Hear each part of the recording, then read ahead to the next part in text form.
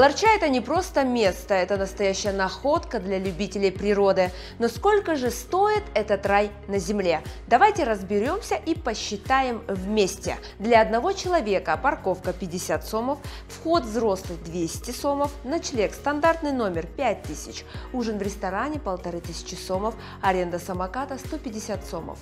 Итого 6850 сомов за один день отдыха.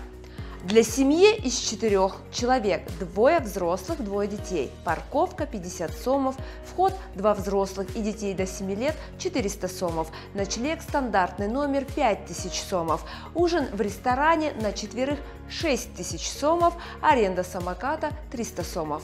Итого 11750 сомов за один день для всей семьи. Вот так выглядит отдых в Валарче. Подписывайтесь на наши социальные сети и оставайтесь с нами для новых путешествий.